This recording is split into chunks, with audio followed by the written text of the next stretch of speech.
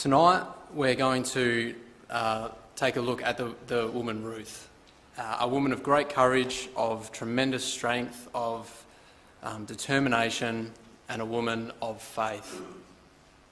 But hopefully tonight we'll also see how this story of Ruth and of Naomi, whose stories are so joined together, and they're examples that have been recorded for us. Hopefully we'll see that their stories are much bigger than the confines of their day.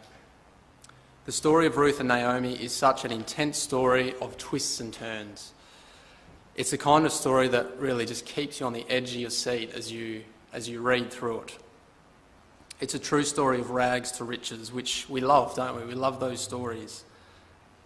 But the story is far bigger and more far-reaching, and the story reaches us. It includes us. It's a story of redemption, and it's a story that shows who and how God redeems.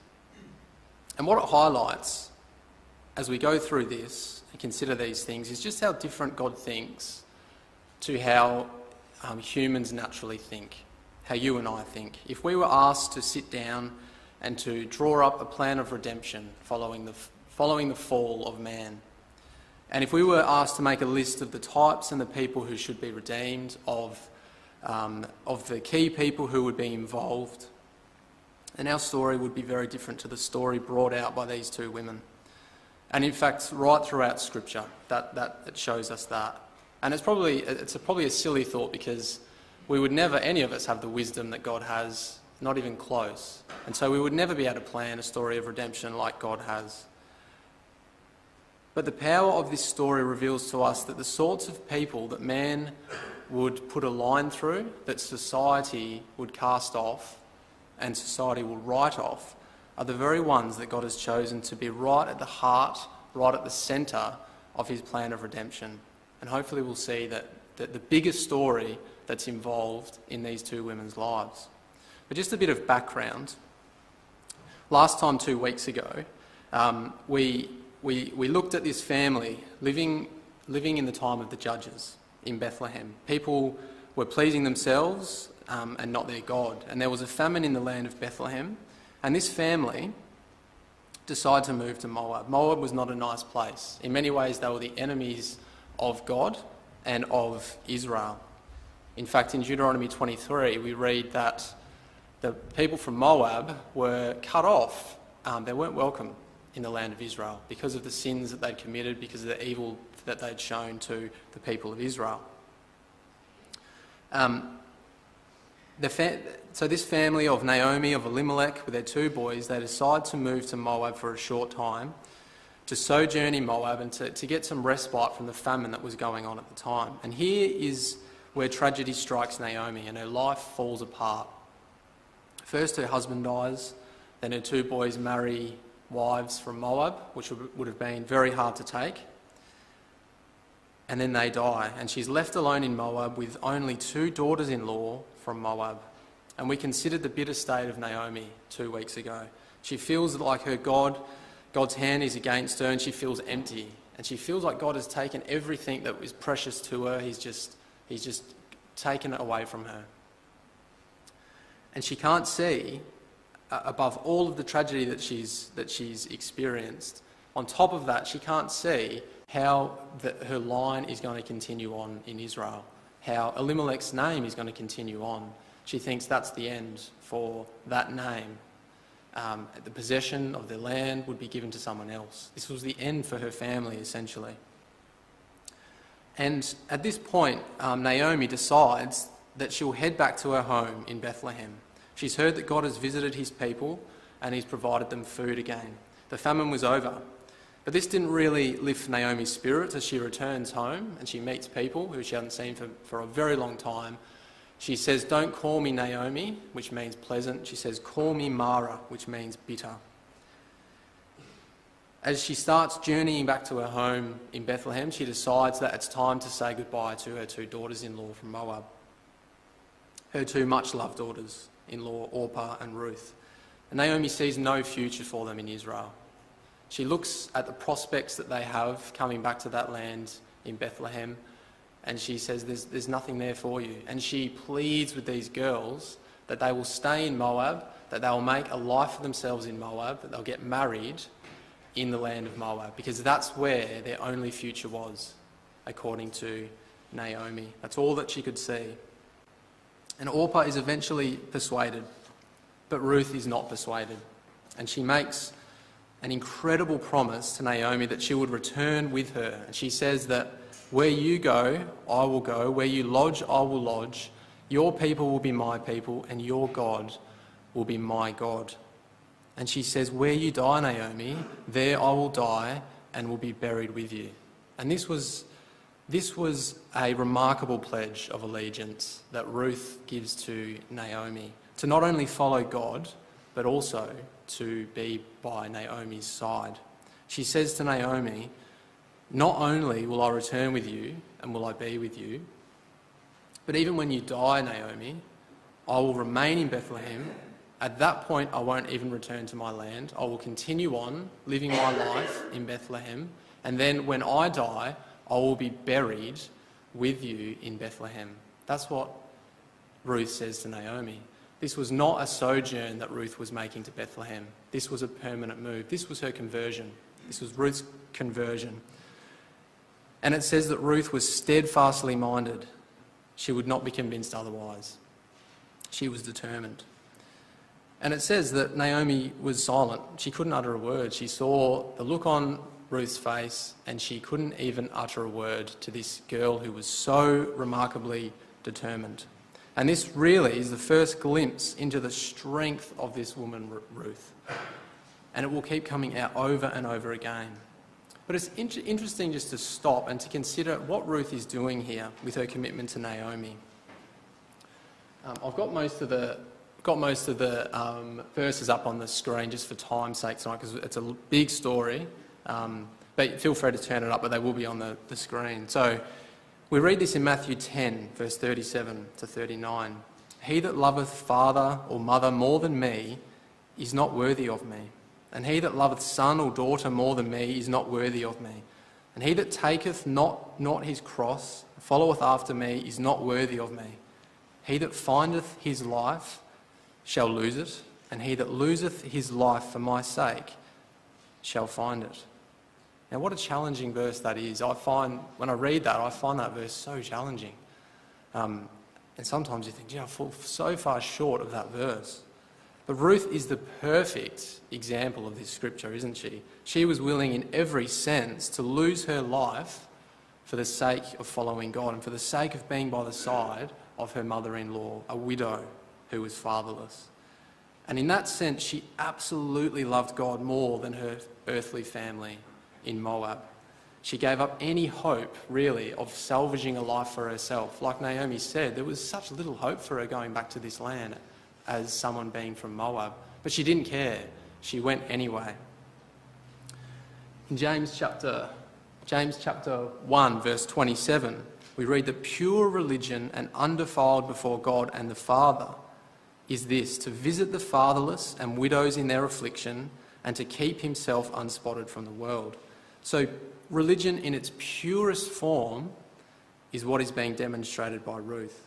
She was and it's almost like she goes above that, because she was promising more than just visiting the fatherless, wasn't she? This was more than a visit to Ruth. She was saying that I will be with you and I will not leave you forever. And the reason why it's such a pure form of religion, I believe, is because there's nothing that you receive back from that in this life. There's no return. This person has nothing that they could give you in return. They don't have the capacity to repay you. And Ruth knew that there was nothing that she would get back from this life. Naomi told her that. She was giving up her life to follow Naomi. And what an incredible example that is of dedication and commitment. And so they returned to Bethlehem, Naomi and Ruth by her side. And as the women rush out to meet Naomi, who knew her many years ago, it's like they barely recognise her. So the strain of those preceding years was probably taking a toll. She'd probably aged quite a bit, and they struggled to recognise her. And Naomi says, please call me bitter, because verse 21 of chapter 1 She says, I went out full, and the Lord hath brought me back home again empty. I am completely empty.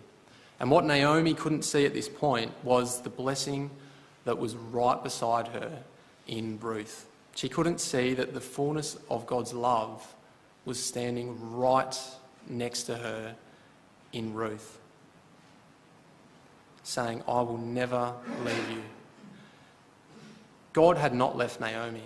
Not for one moment had God left her.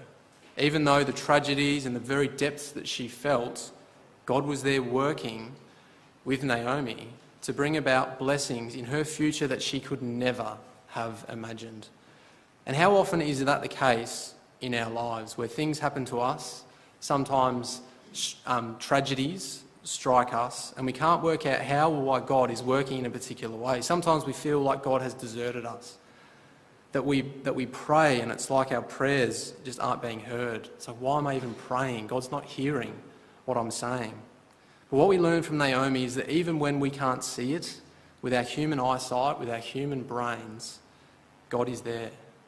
God is there working for our eternal good, working towards the most incredible blessings that will one day be revealed. God has not left us.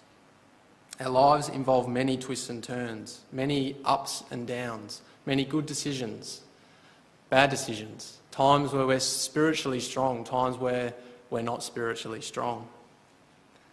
But the lesson is that God will abide with us as long as we abide with him. And so the final sentence of Ruth chapter 1 provides a glimmer of light in the darkness surrounding Naomi and Ruth. We read that, and they came to Bethlehem in the beginning of barley harvest.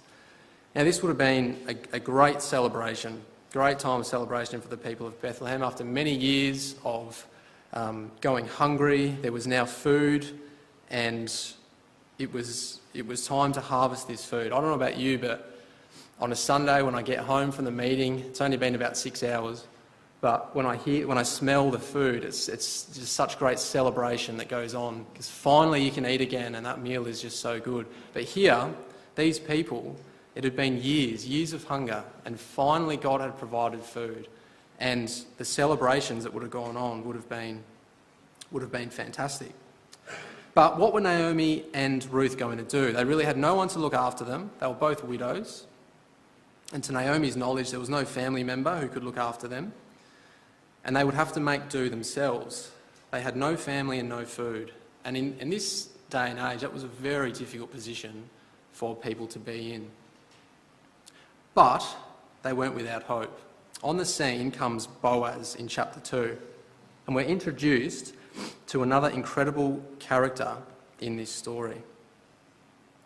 In verse 1, we read, And Naomi had a kinsman of her husband's, a mighty man of wealth of the family of Elimelech, and his name was Boaz. So here is Boaz, and it says he was a mighty man of wealth. Now that term, mighty man of wealth, is perhaps better translated a prominent man of noble character. A prominent man of noble character.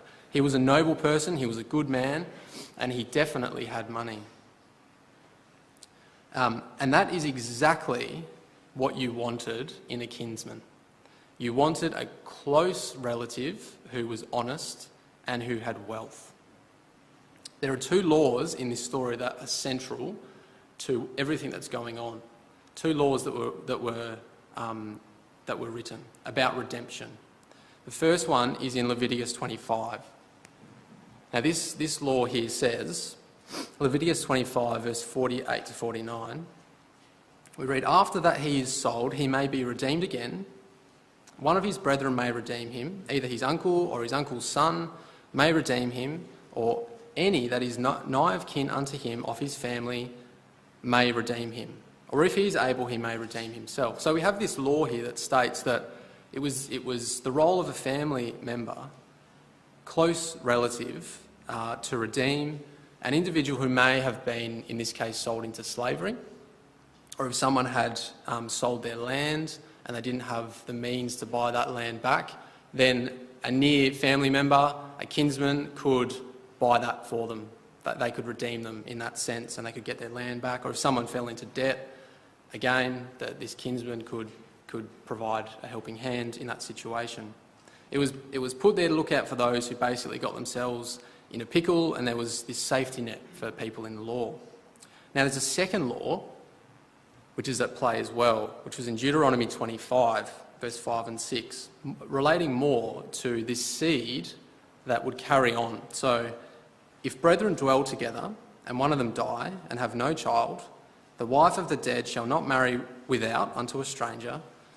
Her husband's brother shall go in unto her, and take her to him to wife, and perform the duty of an husband's brother unto her. And it shall be that the firstborn which she beareth shall succeed in the name of his brother which is dead, that his name be not put out of Israel.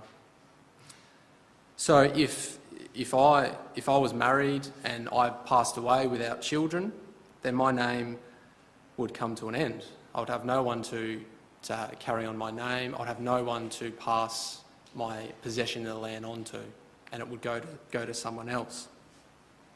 And that is why Naomi is so distressed, because both her boys have died, and to her knowledge, there's no one who could preserve that seed of her husband and her two boys who had died. And that's why she says to Orpah and Ruth, she says, I'm too old to have another child, and even if I did, who is going to wait around long enough to marry this child that I have?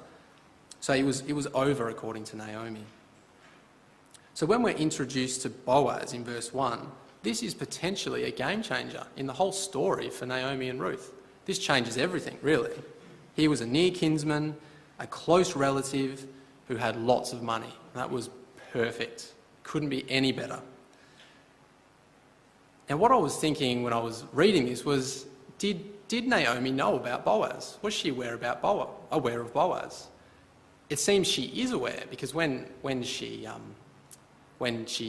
someone brings up Boaz's name later in the story, she says, "Oh yeah, Boaz. I know Boaz. He's a near kinsman." But maybe like in her bitter state, in her distress that she was in, maybe she wasn't seeing clearly to consider the option of Boaz there as a redeemer for her and as a redeemer for Ruth. Or maybe, and I think this is probably a little bit more likely, maybe even if Boaz had crossed Naomi's mind, she may have thought, or she may have assumed, that even Boaz would never take it upon himself to marry a woman from Moab. Who was going to marry Ruth, this woman from Moab? And so even if she thought that Boaz was there as a near kinsman, he's not going to entertain the thought of marrying this widow from Moab. And I think that's why she really thought that it was a wasted thing for Ruth to come back to this land. There was really no future for her. No one was going to marry her. Because we know all about the history of the women from Moab, and that would have been very well known in the land. As I said last time, 24,000 people died on the day where the sons of God went and had relations with the women from Moab. That is not something that people forget. And here she is, this woman from Moab. But Boaz wasn't just another man. He was a God-fearing man. And we get a hint of that in verse 4. We read, "And behold, Boaz came from Bethlehem, and he said unto his reapers, The Lord be with you. And they answered him, The Lord bless thee." And we know that during the time of the judges, that this wasn't a time when people were generally God-fearing people. But here is this man, Boaz, who has involved God in his everyday life. And this looks like a ritual that Boaz would have done every day with his workers to bring up God at the start of the day. So we know that he is a God-fearing man. So verse 2, "And Ruth the Moabitess said unto Naomi, Let me now go to the field and glean ears of corn after him in whose sight I shall find grace. And she said, Go, my daughter. So Ruth didn't waste any time. They had no food, they had no provider of food for them, but Ruth hadn't returned to piggyback off Naomi, had she? She hadn't just come back and she thought that Naomi was just going to look after her and take care of her. She took it upon herself to provide for Naomi, and she goes out to glean. And she would go out and she would glean in the fields after the reapers. And we know that in the law there was a provision for the poor where field owners would reap in their field, but they wouldn't go to the very corners of their field. And the intention is that the people who were poor, the people who didn't have fertile land for themselves, were lacking food, would come along and they would pick up the leftovers, the bits on the edges that hadn't been taken. And this was hard work. And I don't think it would have been a common sight for a woman to be out doing this job, not just because it was hard work, but because it was potentially very dangerous. This would have been very easy for Ruth to be taken advantage of out in these fields. And it's mentioned a couple of times in this story about the worry of Ruth's safety. She was very vulnerable going out and doing this. And it would have taken a lot of courage to do this. But there's no other option. And probably with the same steadfastness that Ruth had as she returned with Naomi from Moab, she now goes out with that determination to provide for her mother-in-law. And it just so happens that Ruth stumbles across the field of Boaz. That's how the author writes it. And I think as the author was penning those words, they probably had a wry smile on their face. It says, "And her hap was to light on a part of the field belonging unto Boaz." Or she just so happened to wind up in the fields of Boaz, the wealthy, godly, near kinsman of Elimelech. Now, of course, she didn't just happen to end up there. This wasn't random, this wasn't a fluke, it was no coincidence whatsoever. Just like everything that has happened in this story of Ruth to this point hasn't been a fluke and it hasn't been a coincidence. God is in control and He's going to ensure that these women are provided for. And it doesn't take long for Boaz to recognise, but it doesn't take long for Boaz to notice Ruth. He says in verse 5, he looks out to his field and he said, whose damsel is this? He looks and he sees this young girl who he's never seen before, and she suddenly showed up and she's hard at work, and he's immediately impressed. And in verse 6 we read, "And the servant that was set over the reapers answered and said, It is the Moabitish damsel that came back with Naomi out of the country of Moab." Now, of course, everyone had heard about this widow from Moab who had returned with Naomi. It was all over the grapevine, I'm sure. News would have spread very, very quickly, especially in a small town like this. Whispers would have gone out so quickly.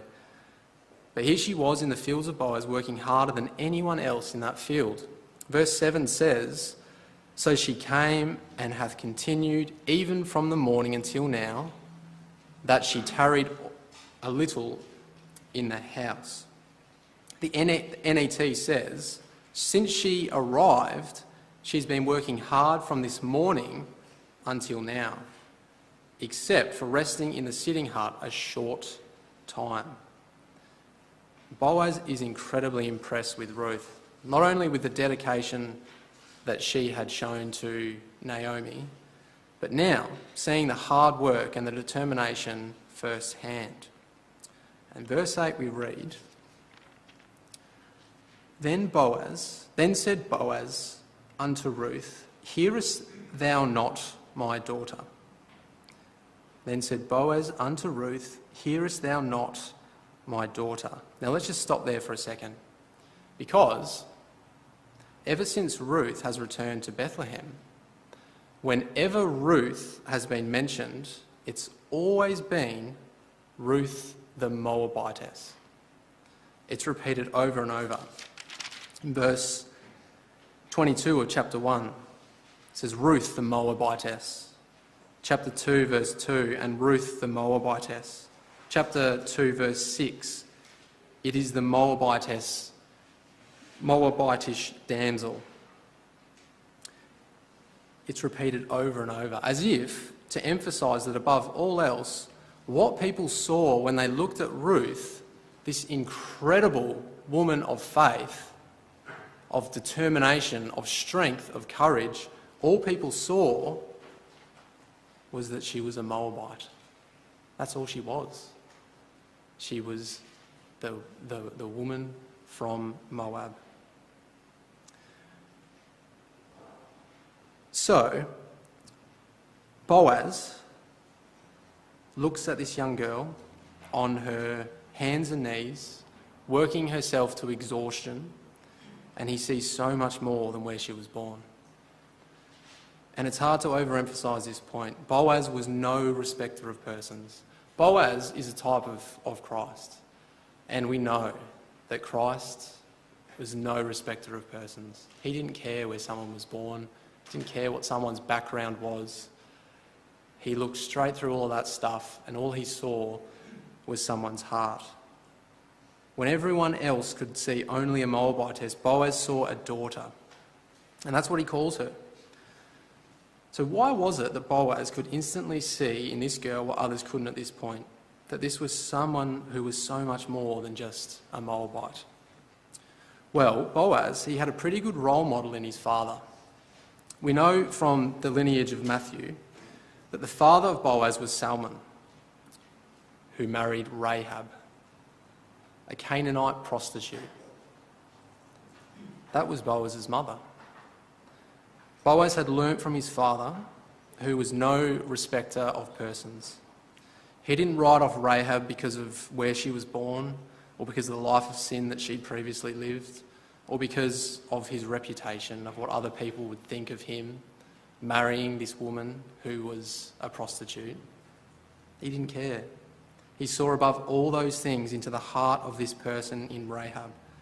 And Boaz had learned that from his father, and would now do the same with Ruth.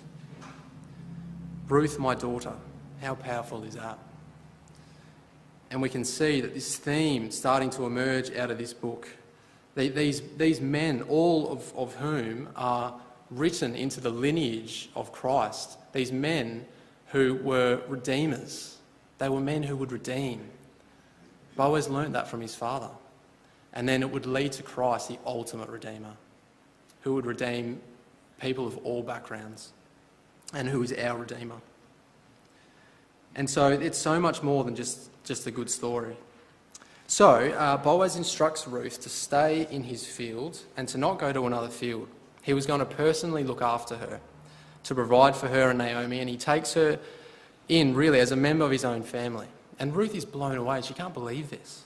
The mercy that's been shown to her. In verse 10, we read that she fell on her face and bowed herself to the ground and said unto him, Why have I found grace in thine eyes, that thou shouldest take knowledge of me, seeing I am a stranger? I'm a stranger. Why are you even looking sideways at me, Boaz? Ruth cannot believe the mercy that this man has shown. Everywhere she's gone, she's been known as a Moabitess. Maybe people are going out of their way to avoid her. People looking in the other direction when she comes near. Hearing whispers as she walks past. But here is Boaz saying, Stay in my field and I will look after you. I will provide for you, Ruth. In verse 12, Boaz says to Ruth, The Lord recompense thy work, and a full reward be given thee of the Lord God of Israel, under whose wings thou art come to trust. Boaz had heard of the kindness of this woman that she had displayed to Naomi in her time of distress, and he prays for a blessing to be on her from God, under whose wings she was now under. And we'll just remember that phrase because we'll revisit that shortly. Now in verse 14 we read that Boaz, he brings her into his home and provides a meal for her, and he issues these instructions to his workers that she should be allowed to come and should be allowed to take grain freely from that field, that they should just drop some leftovers for her on purpose so that she might grab it. And whenever she gets thirsty, they were instructed to go and get her some water. So Boaz is going to look after this girl. In verse 17, we read, "So she gleaned in the field until even, and beat out that she had gleaned, and it was about an ephah of barley." And an ephah of barley was about 30 pounds, or about 13 kilograms. And that was an awful lot of grain for someone to gather in a day. That was a lot of grain.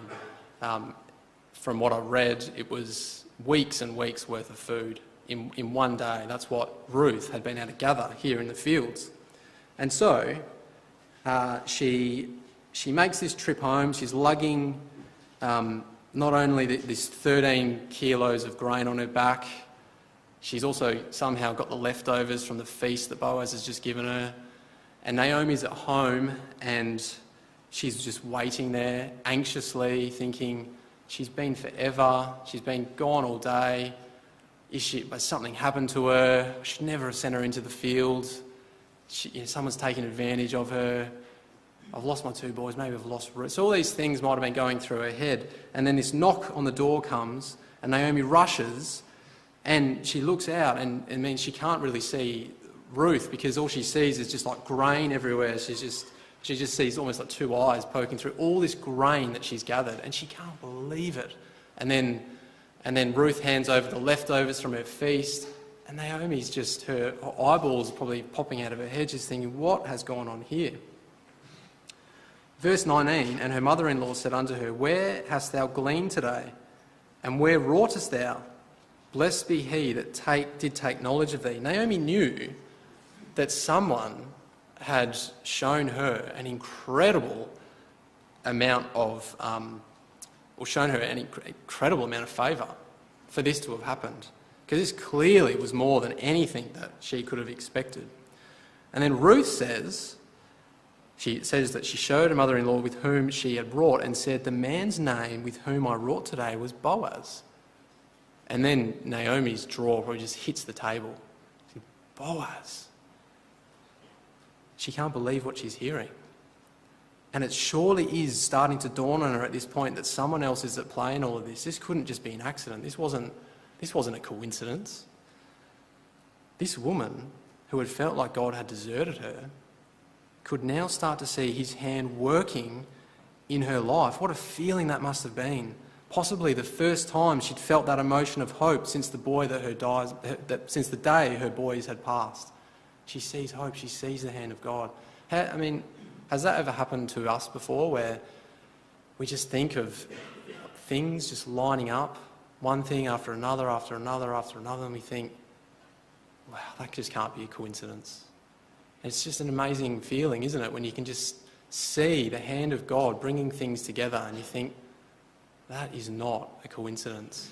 God is at work here in my life. And that's, I think, what Naomi is starting to feel. Suddenly there was hope. Not just hope for Naomi and Ruth, who now had this source of food, this one to look after them. Naomi could see that there was hope for the name of her husband and the name of her sons who had passed. She says in verse 20, Naomi said unto her daughter-in-law, "Blessed be he of the Lord, who hath not left off his kindness to the living and to the dead." And Naomi said unto her, "The man is near of kin unto us, one of our kinsmen." So not only does Naomi see God's hand in providing for the circumstances, the need for food of Naomi and Ruth, but she sees that her husband and her sons have not been forgotten either. They have not been forgotten. Blessed be he of the Lord, whom hath not left off his kindness to the living and the dead. He is a near kinsman, Ruth. And the significance of that would not have been lost on Naomi. All the possibilities would have been going through her head, racing through her head, and she instructs Ruth to continue in the field of Boaz.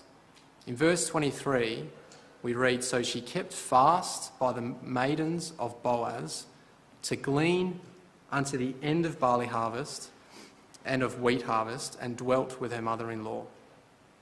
And so we come to, so we're just having to skim through now a little bit this story, and there's just so much in this story, but we'll just skim through.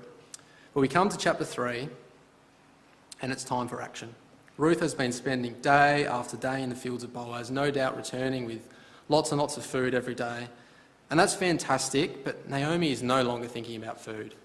She's not thinking about food anymore. She's thinking about Boaz as the one to perform the role as kinsman redeemer. Not only to redeem Ruth, but to provide that seed, that precious seed to carry on the family name, someone who could inherit their portion of the land. The food was great, but it was time for seed. And Naomi sees a perfect opportunity to take this to the next level, to make it very clear to Boaz what they desperately needed from him. So she says to Ruth in verse 2 of chapter 3, "Tonight he winnoweth barley in the threshing floor." And this was a perfect opportunity to get Boaz alone. The threshing floor, I don't know a huge amount about the threshing floor, but apparently, I've read a few things, that's where they would bring the grain from the field, and that grain would be pressed down on the floor, like I think crushed. I don't know if people went and they stomped on it, or there was another means of crushing that grain. But it was this room that was situated in a particular spot in the field where apparently there would be a consistent wind that would pass through, because that's what they needed. So when they threw the grain, used to throw the grain up into the breeze, it would come through and it would sift that grain out, that barley. And that's where Boaz was this night. That's what he was going to be doing. And so Naomi says to Ruth, "Now is the time, get ready, have a shower, put on your best clothes."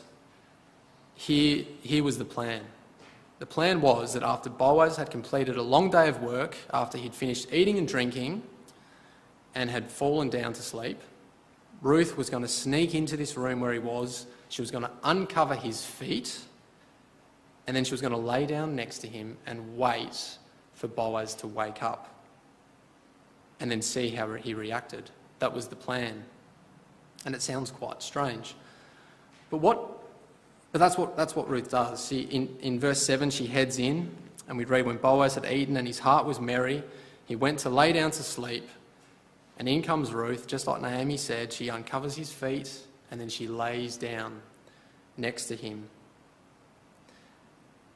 And she follows what Naomi had said to her. And you think, why does she do this? What's this uncovering of the feet? Well, it's supposed that by uncovering his feet, that wind that was blowing through, that cold breeze, would eventually make his feet very cold, and he would wake up because of the chilliness of his feet. That was the plan. And when he woke up, he would see Ruth. Ruth would be there. Just imagine Ruth lying there as she's done this, and he's fast asleep, and she's there just waiting, and her heart would have been pounding, and then you'd see, Boaz would just move a little bit, and his heart would skip a beat. Is he about to wake up and see me? It would have been very, very scary. This was an incredibly forthright thing that Ruth is doing. This whole chapter is essentially a marriage proposal to Boaz, and what Ruth was doing was to make it abundantly clear to Boaz exactly what she was asking from him. She would have no doubt have had plenty of fears of being rejected at this point. Is he just going to kick me out? I'm a Moabitess. I shouldn't be here. I'm a stranger. He's just going to wake up and kick me out. These thoughts no doubt would have been going through her head. So she's lying there waiting, and eventually he stirs and wakes up in verse 8, and behold, a woman lay at his feet. And he says, "Who art thou? Who are you, and what on earth are you doing here?" And Ruth answers, and she says, "I'm Ruth, thine handmaid."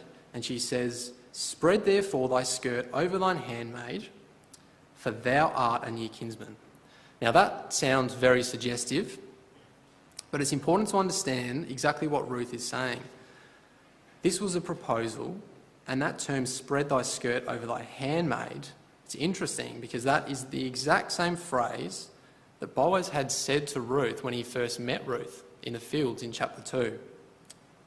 Verse 12, this is what he said to Ruth: "The Lord God of Israel, under whose wings thou art come to trust." That's what Ruth now says to Boaz. Spread thy skirt also means spread thy wing, over me. And it's used in Ezekiel 16 to describe God covering the nakedness of his people.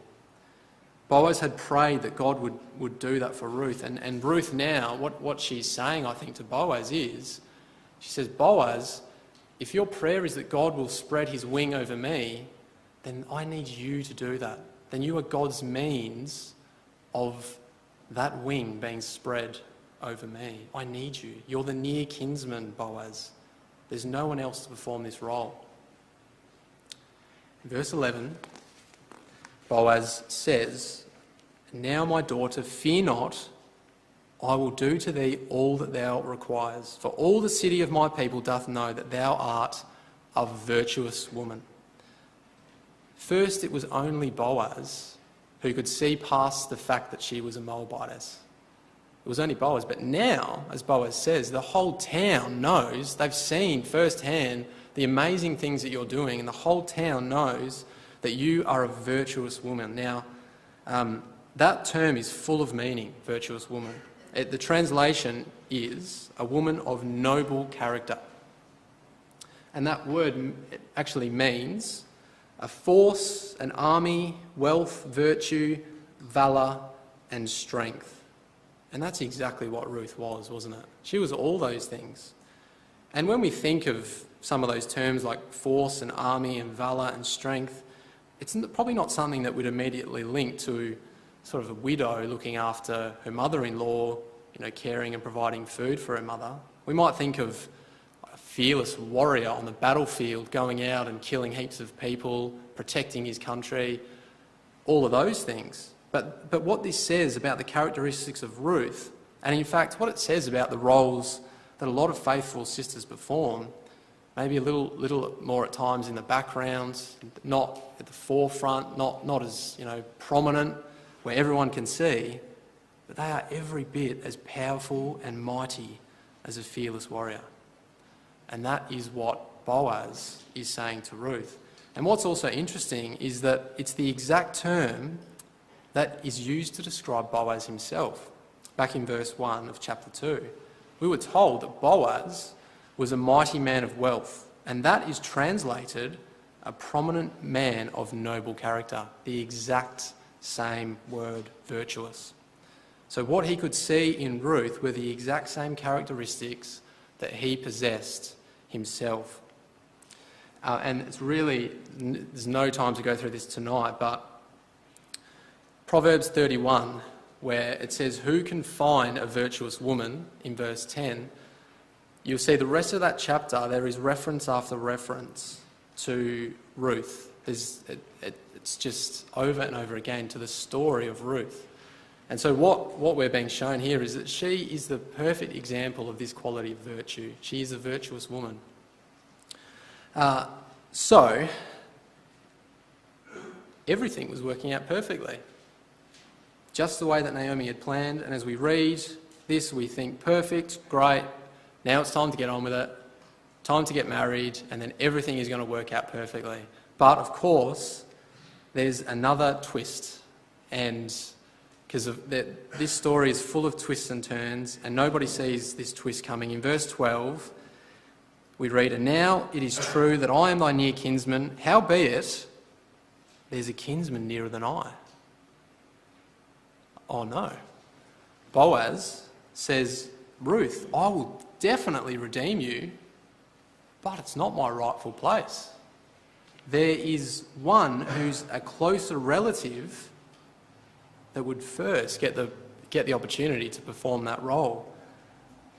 And can you imagine Ruth's heart just sinking, thinking, oh no, this wasn't meant to happen.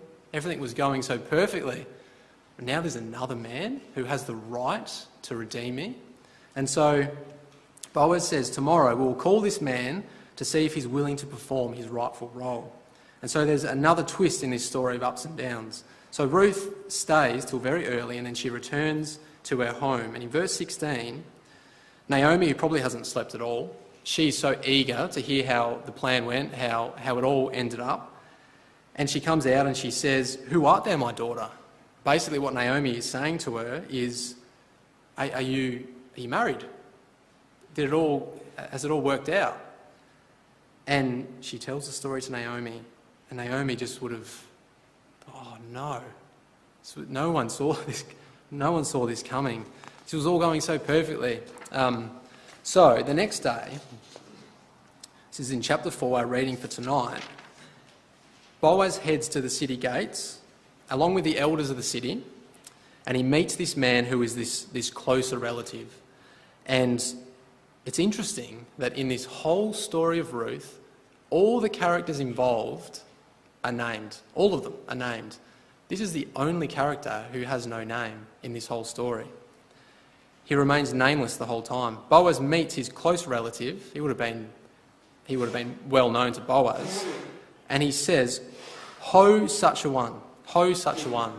A really weird thing to say, really. It's like saying, "Hi there, you. Hi, you. How are you going? Hi, mister. How are you?" And then, so he comes to verse 3 and 4, and he makes this proposition to this man. He says to this man, "Naomi is selling her land, which belonged to our brother Elimelech, and because you are the closest relative," which we know from Leviticus 25, it would always fall first to the closer relative, "you get the first opportunity to redeem the land. But if you don't want to do that, then I will do it."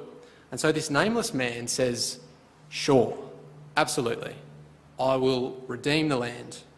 And we need to read between the lines a little bit here with what's going on. But what this nameless man sees is probably a great opportunity. Here's this land. There's no heir. There's Naomi. She's past the age of being able to give birth. There's going to be no seed that's going to inherit this land. So this land's going to come to me. And he says, "Fantastic." He says, "I will do it." But then Boaz, who has this ace up his sleeve, Boaz plays this very, very well. He says, "Okay, good." He says, "By the way, I may not have mentioned that when you redeem the land, you do realise that you also need to redeem Ruth, the Moabitess, and you need to raise up a name of the dead upon his." You need to marry Ruth. You need to provide a seed for Ruth, and that seed is going to get the land.